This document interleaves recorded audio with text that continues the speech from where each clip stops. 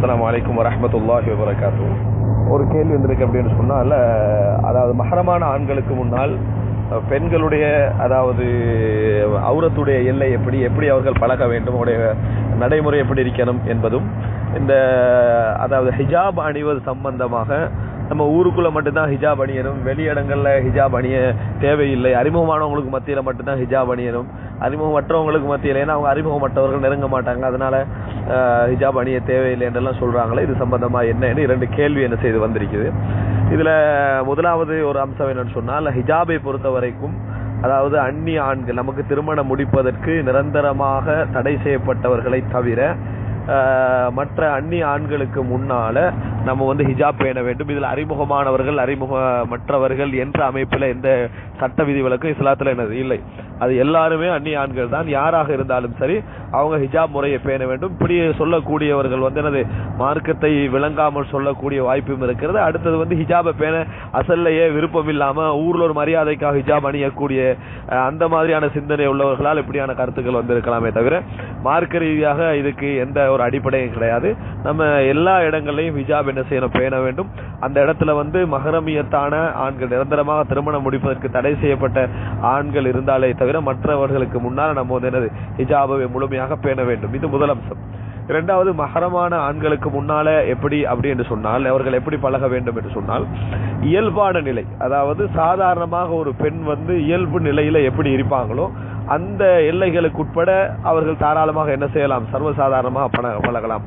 அதாவது தந்தைமார்கள், அதே போல தாய், அதே தந்தைமார்கள், அதே போல தாயுடைய சகோதரர்கள், அதே போல கணவனுக்கு இன்னொரு மனைவி இருந்தா அல்லது இன்னொரு மனைவி இருந்து மரணித்திருந்தா அவர்களுடைய பிள்ளைகள், அது போல யாரெல்லாம் இவர்களுக்கு நிரந்தரமாக அந்த மாதிரி திருமணம் முடிக்க தடை செய்யப்பட்டிருக்கோம் இவங்க எல்லாருக்கு முன்னாலேயும் இயல்பு நிலையில எப்படி வீட்டில் இருப்பாங்களோ, சாதாரண ஆடைகளோட, ஹிஜாப் இல்லாம சாதாரண ஆடைகளோட எப்படி இருப்பாங்களோ அந்த நிலையில என்ன செய்யலாம், இருக்கலாம். அதுல தடை கிடையாது. அல்லாஹு தஆலா அதை குர்ஆன்ல என்ன செய்யறான், அதை சொல்லி காட்டுவதை நம்ம என்ன செய்யறோம் பார்க்கிறோம். சூரத்துன் நூர்ல நீங்க பார்க்கலாம்.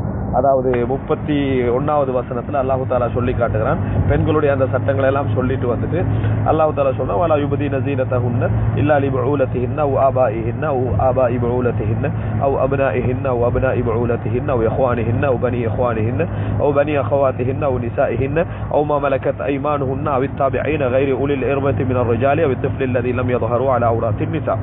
அல்லாஹ் தஆலா அதுல யாருக்கு முன்னால எல்லாம் அவங்க என்னது சர்வ தங்களது அலங்காரங்களை வெளிப்படுத்தலாம் என்று அல்லாஹ் தஆலா சொல்றான். இதுல அல்லாஹ் தஆலா அவுரத்தை வெளிப்படுத்தலாம் என்று அல்லாஹ் தஆலா அந்த இடத்துல சொல்லல, அலங்காரங்களை வெளிப்படுத்தலாம் அப்படின்றது அல்லாஹ் தஆலா என்ன செய்றான் சொல்றான். அப்ப அலங்காரங்களை வெளிப்படுத்தக்கூடிய பட்டியல்ல கணவனை அல்லாஹ் தஆலா முதலாவது என்ன செய்றான் சொல்லி காட்டுறான். கணவனோடு ஒரு பெண் 2 நிலையில இருப்பான்.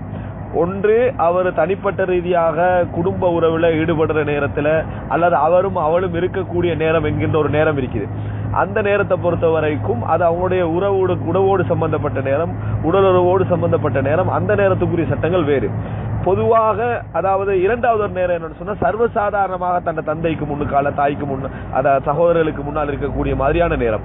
அந்த நேரத்துல எனது இருக்கக்கூடிய நேரம். இது இரண்டாவது விஷயத்தை கவனிச்சுதான் அல்லாஹ் தஆலா என்ன செய்யறான், அதுல குர்ஆன்ல எப்படி சொல்லி காட்டுறான்னா, தன் கணவனுக்கு முன்னால, தன்னுடைய தந்தைக்கு முன்னால, தனது மனைவியுடைய அதாவது தனது கணவனுடைய தந்தைமார்களுக்கு முன்னால, தன் கணவருடைய பிள்ளைக்கு முன்னால, இன்னொரு மனைவி மூலம் கிடைத்த பிள்ளைக்கு முன்னால, அதே போல தனது சகோதரர்களுக்கு, பெண்கள் தங்களது சகோதரர்களுக்கு முன்னால அல்லது சகோதரியுடைய பிள்ளைக்கு முன்னால, இந்த மாதிரி அல்லாஹ் தஆலா சொல்லி காட்டுற இவர்களுக்கு முன்னால எல்லாம் சர்வசாதாரணமாக அலங்காரங்களை வெளிப்படுத்தலாம் என்று சொல்றான்.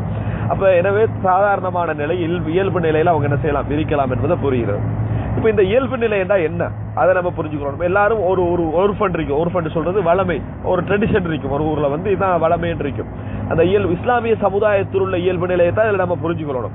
ஏன்னா ஒவ்வொரு சமுதாயத்துல ஒவ்வொரு இயல்பு நிலை இருக்குது. சில நாடுகள்ல, பிரதேசங்கள்ல பாத்தீங்கன்னு சொன்னா கேவலமான ஆடை தான் அந்த குடும்பத்துல இயல்பு நிலையா இருக்கும். அதை இங்க சொல்றது இல்லை. இது இஸ்லாமிய ட்ரெடிஷனோடு சம்பந்தப்பட்ட, இஸ்லாமிய கலாச்சாரத்தோடு சம்பந்தப்பட்ட பாத்தீங்கன்னா இயல்பு நிலை என்பது என்னது, சாதாரண ஆடைகளை உடுத்து ஹிஜாப் இல்லாத நிலையை தான் அந்த இடத்துல என்ன செய்யும், குறிக்கும். இப்ப இந்த நிலையில கூட மஹரமான ஆண்களுக்கு முன்னால கூட பல படித்தரங்கள் இருக்குது.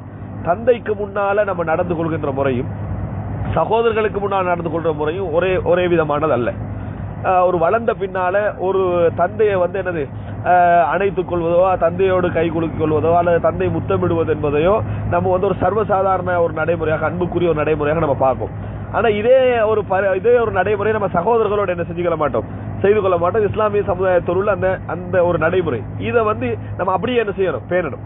அதாவது அவரவர்களுக்கு அவரவர்களுடைய அந்த இடத்தை கொடுத்துடணும். அதே போல கணவனுக்கு இன்னொரு மனைவி இருந்து அவருடைய பிள்ளைக்கு ஒரு 25 வயது 30 வயதாக இருந்தால் சர்வசாதாரணமாக இவர்களுக்கு முன்னால் நம்ம வெளிப்படலாம். அவங்க மகரமுடைய சட்டம் என்று இருந்தாலும் கூட அவர்களுக்கு முன்னால நம்ம வெளிவரக்கூடிய அந்த ஆடைகள் ஒரு தந்தைக்கு முன்னுக்கால வர மாதிரி என்ன செய்யாது, இருக்காது. எனவே அந்த இயல்பு நிலையை தான் இந்த இடத்துல என்ன செய்யுது, அது சொல்லப்படுது. இதுல நாம் அடிப்படையாக புரிஞ்சு கொள்ள வேண்டிய விஷயம் என்னென்றால், அவுரத்தை வெளிப்படுத்துவதை பத்தி சொல்லல. அவுரத் என்கின்ற அதாவது அவுரத்தை வெளிப்படுத்துவதை பொறுத்தவரையில் அது வந்து என்னது, கணவனுக்கு முன்னால மட்டும்தான்.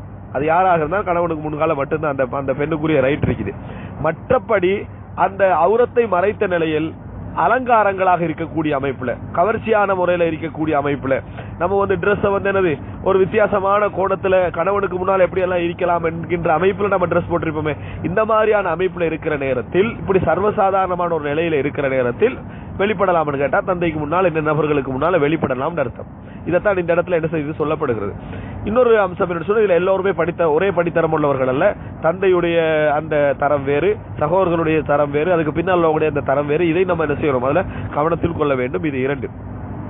மூன்றாவது விஷயம் என்னன்னு சொன்னால், பொதுவான ஒரு காயிதா என்னன்னு சொன்னால், எந்த இடத்துல எல்லாம் ஃபித்னாவுக்குரிய வாய்ப்பு அதிகமோ அவர்கள் சகோதரர்களாக இருந்தாலும் சரி, அவர்கள் வந்து தந்தையாக இருந்தாலும் சரி, அவர்கள் எப்படிப்பட்ட நெருக்கமான உறவாக இருந்தாலும் சரி, ஃபித்னாவுக்குரிய வாய்ப்புகள் அதிகமான சூழலாக இருந்தால், உதாரணமா ஒரு தந்தை இருக்கிறாரு, அவர் ஒரு முஅத்ததிலான ருஷ்துல்லா ஆள் அல்ல. ருஷ்துல்லா அவர் சரியான நிலையில் உள்ள ஒருவர் அல்ல. அவர் வந்து என்ன செய்யறார், அவர்கிட்ட இயல்பிலேயே கெட்ட தொடர்புகள் உண்டு, அறிகிறோம். இவர் மோசமான ஒருவர் என்ற நிலையில் இருக்கிறாரு, சாராயம் குடிக்கிறவரா இருக்கிறாரு, அவருக்கு சாராயம் குடிச்ச பின்னால சாதாரண நிலையில் அவர் இல்லை என்பதை நம்ம அறியக்கூடியவர்களாக இருக்கிறோம். அல்லது என்னது, ஒரு சாதாரண மனிதாபிமான தன்மை விட்டு தவறி வராதா இருக்கிறாரு என்று நம்ம புரிஞ்சிட்டோம் சொன்னால், நம்ம வந்து அந்த இடங்கள்ல மிகவும் என்னது, அந்த தவறுக்குரிய வாய்ப்புகள் வராமல் நம்ம தவிர்த்து கொள்கின்ற அமைப்புல என்ன செய்யணும், அதை தூரமாக்கி கொள்ள வேண்டும். இது வந்து ரசூல் ஸல்லல்லாஹு அலைஹி வஸல்லம் செய்தியில நம்ம பார்க்கிறோம். சௌதா ரலியல்லாஹு அன்ஹாவுடைய சகோதரர் ரசூலுல்லாஹி ஸல்லல்லாஹு அலைஹி வஸல்லம் ஒரு வழக்கு பிரச்சனையில தீர்ப்பளிச்சிருந்த குழந்தை யாருக்கு என்று வரக்கூடிய ஒரு பிரச்சனை இல்ல, தனது மனைவியுடைய சகோதரராக தீர்ப்பளித்த பின்னாலும் ரசூலுல்லாஹ் சொல்றாங்க, யஹ்தஜிபி மின்ஹி யா சௌதா, சௌதாவே நீங்க அவங்களுக்கு முன்னால ஹிஜாபோட நடந்துக்கங்க அப்படின்னு ரசூல் ஸல்லல்லாஹு அலைஹி வஸல்லம் சொன்னாங்கன்னு பார்க்கிறோம். அதுக்கு பின்னால சௌதா ரலியல்லாஹு அன்ஹா அவர்கள் மரணிக்கின்ற வரைக்கும் அவங்கள காணவில்லை அப்படி என்கின்ற செய்தியை நம்ம என்ன செய்கிறோம், பார்க்கிறோம். அப்ப எனவே அந்த விஷயத்தை நம்ம கவனத்துல கொள்ளணும். அதாவது சாதாரண ஒரு நிலையிலும் வளமையான ஒரு நிலையிலும் இருக்கக்கூடியவர்களாக இருந்தால் நம்ம வந்து பொதுவாக சாதாரண இயல்போடு இருந்துடலாம். ஆனால் அந்த சரியான நடுநிலை தவறியவர்களாக இருந்தால், மஹ்ரமியத்தான உறவுகளாக இருந்தாலும் அதிலே நம்ம என்ன செய்ய கவனத்தை மேற்கொள்ள வேண்டும் என்று இந்த செய்தி என்னது சொல்வதை நாங்கள் பார்க்கிறோம். இவைகளை கவனத்தில் கொண்டு ஹிஜாப் விஷயத்துல நம்ம நடைமுறை செய்தோம் என்று சொன்னால், அதாவது அதுல வந்து பெரிய பலனை அல்லாஹு தஆலா என்ன செய்ய, எங்களோட ஒழுக்கத்துக்கு ஒரு பெரிய ஒரு பலனை வைத்திருப்பான் என்பது அந்த கேள்விக்குரிய